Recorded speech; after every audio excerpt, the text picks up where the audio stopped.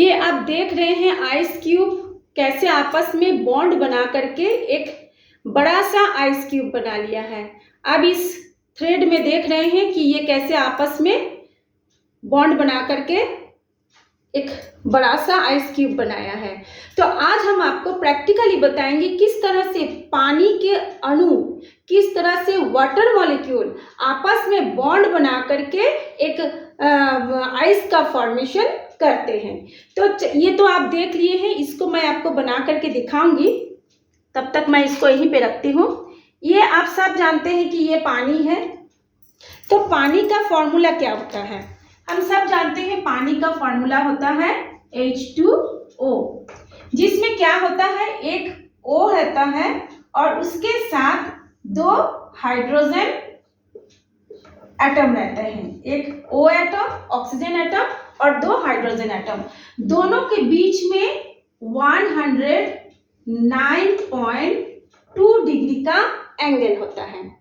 ठीक, तो ये तो हम जान गए ये वाटर मॉलिक्यूल है। लेकिन जब ये वाटर मॉलिक्यूल आपस में बॉन्ड बनाते हैं तो वो किस तरह से बनाते हैं और कैसे जुड़ते हैं और कौन सा बॉन्ड बनाते हैं? तो अक्सर हम बोलते हैं कि वाटर मॉलिक्यूल आपस में हाइड्रोजन बॉन्ड बनाते हैं, लेकिन हाइड्रोजन बॉन्ड के साथ वो एक और बॉन्ड बनाते हैं। कैसे? आप देखिए, ये एक ऑक्सीजन मॉलिक्यूल है, ऑक्सीजन एटम है, इसके साथ कितना होगा?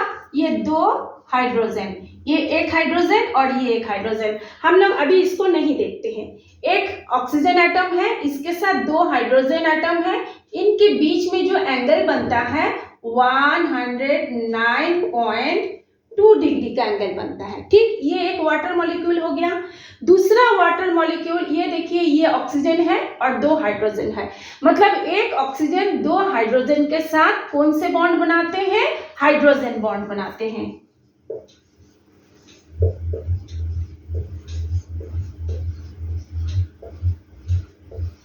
हाइड्रोजन बना करके जुड़ जाते हैं। लेकिन जब आइस का फॉर्मेशन होता है उसमें दो टाइप के बॉन्ड बनते हैं। एक तो हो गया हाइड्रोजन बॉन्ड और दूसरा देखिए, ये जो डॉटेड लाइन में दिखाया गया है ये है कोवैलेंट बॉन्ड।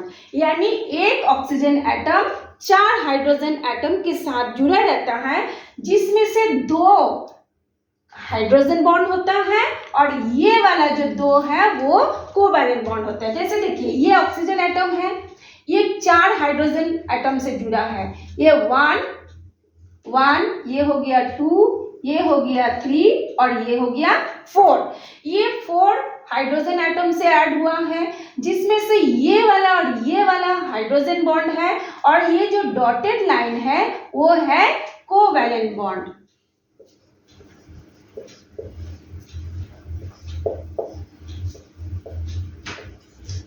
Covalent bond. तो इतना तो आप अभी समझ गए हैं। उसके लिए मैं आपको पहले इसको बना करके दिखाती हूँ, फिर आगे का स्ट्रक्चर बनाएंगे। ये देखिए, ये हमने बनाया था, ये छोटे छोटे आइस क्यूब है। बहुत सारे आइस क्यूब्स को हमने लिया है, लेके हमने उसको आपस में हाइड्रोजन बॉन्ड के हेल्प से इसे बनाया है। देखिए, मैं इसको आपको बना करके दिखा रही हूँ।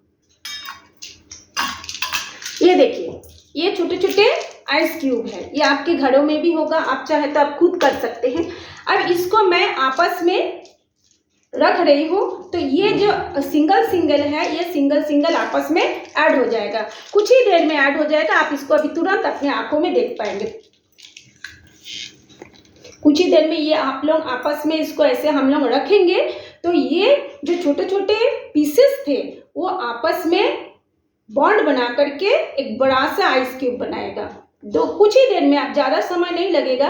अब ये देखिए, अब देख रहे हैं, ये देखिए, ये जुड़ गया।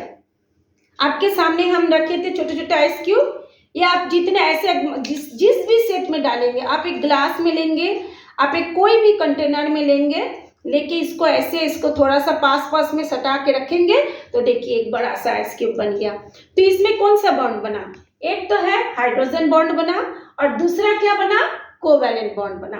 तो ये जो एक ऑक्सीजन एटम चार हाइड्रोजन एटम के साथ जो बॉन्ड बना रहा है, बना के कौन सा स्ट्रक्चर बना रहा है? टेट्राहेड्रल स्ट्रक्चर बना रहा है, चतुष्फलकीय स्ट्रक्चर बना रहा है। ठीक है, तो इसी तरह से जब एक टेट्राहेड्रल स्ट्रक्चर, फिर दूसरा टेट्राहेड्रल स्ट्रक्चर एक दूसरे के साथ ऐसे करके वो जुड़ते जाएगा, तब उसमें थ्री डायमेंशन स्ट्रक्चर बनेगा।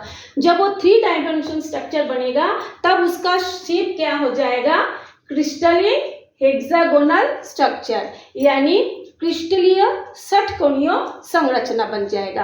अभी जब वो एक आइस क्यूब का मतलब एक बर्फ का निर्माण कर रहा है, तब एक ऑक्सीजन एटम 4 हाइड्रोजन एटम्स के साथ जुड़कर टेट्राहेड्रल स्ट्रक्चर बना रहा है। लेकिन जब बहुत सारे ऐसे बर्फ आपस में ऐसे जुड़ करके एक बॉन्ड बनाएगा और इसका स्ट्रक्चर थोड़ा सा बड़ा होगा, तब वो आपस में मिल करके 3 डायमेंशनल स्ट्रक्चर बनाएगा। उस समय इसका स्ट्रक्चर हो जाएगा क्रिस्टलीन हेक्सागोनल स्ट्रक्चर। ये देखिए, अभी भी ये ऐसे रस्सी के साथ हमने इसको चिपकाए थे, तो देखिए कैसा अभी भी ऐसे बॉन्ड बना हुआ है। ये देखिए छोटे छोटे क्रिस्टल क्यूब, ये भी अब ऐसे खुला है। इसको भी अब कुछ ही देर, ज़्यादा समय नहीं, 2-4-5 सेकंड में आप ऐसे इसको पास रखेंगे, 2-4-5 सेकंड में ही ये क्या हो जाएगा, बॉन्ड बना लेगा। ये देखिए मैं तुरंत रख रही हूँ, ये देखिए तुरंत बॉन्ड बन जा रहा है।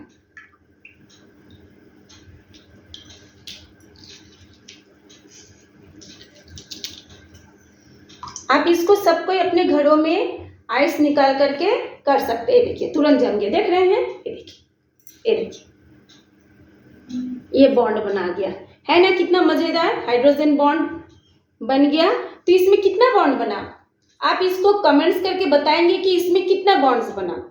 तो अगर ये बॉन्ड्स आपसे बन जाते हैं और आपसे ये स्ट्रक्चर बन जाते हैं, तो आप इसको कमेंट्स करके जरूर बताएंगे, इसको लाइक भी करेंगे और ऐसे ही प्रैक्टिकली नॉलेज पा करके पढ़ाई को याद करने के लिए मेरे इस चैनल को सब्सक्राइब करेंगे। तो मैं आपको और अभी दिखाऊंगी। ये देखिए ये पिघल ही नहीं रहा है, एकदम से पिघल भी रहा है तो एक साथ मिल करके, ये अलग नहीं हो रहा है, ये सेपरेट नहीं हो रहा है, देख रहे हैं, ये बिल्कुल सेपरेट नहीं हो रहा है। तो मैं आपको ये बनाना अभी थोड़ा सा इसको इरेज करूँगी, एक तो चीज़ इसका आपको मैं अभी ये बताऊंगी कि किस तरह से आप इसका स्ट्रक्चर को बनाएंगे। बहुत इजी है। सबसे पहले आप एक ऑक्सीजन एटम लगाइए, उसके साथ 109.2 डिग्री पर अंदाज में हम ऐसे कर लेते हैं, एक हाइड्रोजन यहाँ और एक हाइड्रोजन यहाँ कर लेते हैं, ठीक है। इसी तरह से आप या तो चाहे तो आप इसको ऐसे ना करके, शुरू में आपको इजी होगा, आप ऐसा मत कीजिए, आपको इजी में ऐसे कर दीजिए, ये ऐसे और ये ऐसे हो गया। यहाँ एक हाइड्रोजन, यहाँ एक हाइड्रोजन, फिर आप एक ऑक्सीजन कीजिए, यहाँ एक हाइड्रोजन और यहाँ एक हाइड्रोजन, ठीक है। अब हमने क्या बताया है कि एक ऑक्सीजन एटम 4 हाइड्रोजन एटम से जुड़ा हुआ है। तो ये वाला एक ऑक्सीजन एटम है, तो पहले हाइड्रोजन एटम ये है, दूसरा हाइड्रोजन एटम ये है जो कि हाइड्रोजन बॉन्ड है, और इसके साथ फिर ये कोवैलेंट बॉन्ड से जुड़ा रहेगा। ये देखिए ये है जो डॉटेड लाइन दिख रहे हैं, ये कोवैलेंट बॉन्ड है। तो एटम कितना है ऑक्सीजन, एक, और उसके चारों ओर कितने हाइड्रोजन एटम है, 4, जिनमें से 2 कोवैलेंट बॉन्ड से और 2 हाइड्रोजन बॉन्ड से जुड़ा हुआ है। इसी तरह से यदि आप इस ऑक्सीजन को देखते हैं तो ये जो ऑक्सीजन एटम है ऑलरेडी 2 हाइड्रोजन से जुड़ा है। इसमें आप एक और इसके साथ एक ऑक्सीजन लिखेंगे, यहाँ पे हम कर देते हैं एक ये हाइड्रोजन, यहाँ हो गया एक हाइड्रोजन। तो ये वाला एक क्या होगा, इसके साथ ऐसे करके जुड़ा रहेगा, तो 1 2 3 और फिर इसके साथ एक हाइड्रोजन ऐसे जुड़ा रहेगा जो कि ऑक्सीजन के साथ जुड़ेगा। तो इसमें क्या बन रहा है, एक टेट्राहेड्रल स्ट्रक्चर, ये ऐसे करके एक टेट्राहेड्रल स्ट्रक्चर बन जा रहा है, ये टेट्राहेड्रल स्ट्रक्चर।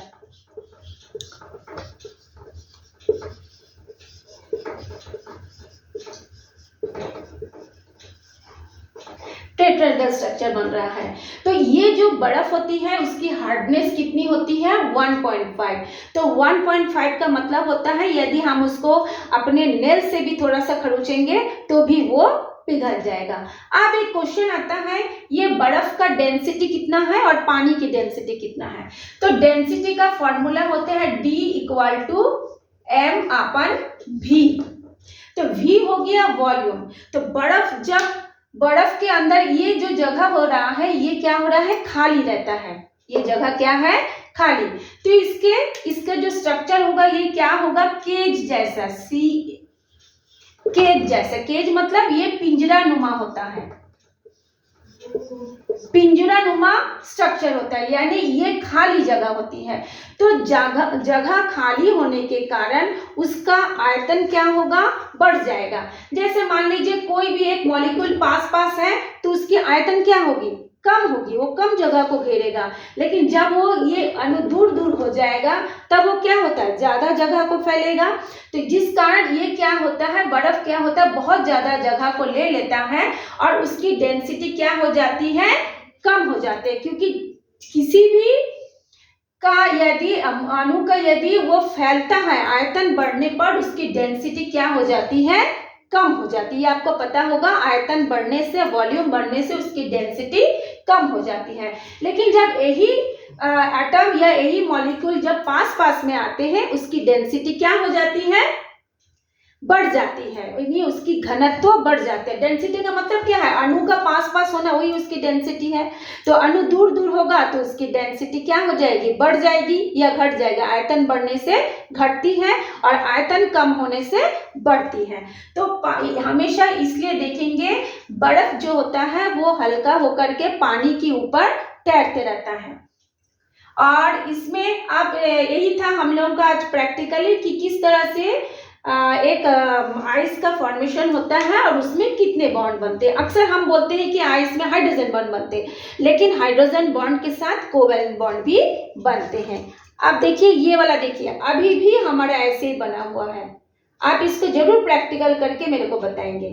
तो आप लोगों का ये जानकारी कैसी लगी, आप मुझे कमेंट्स करके बताएंगे। ऐसे ही रोचक वीडियो देखने के लिए, जो कि प्रैक्टिकली आपको ऐसी जानकारी पाने के लिए जो नए व्यूअर्स हैं, मेरे इस चैनल को सब्सक्राइब कर लेंगे। Thank you for watching.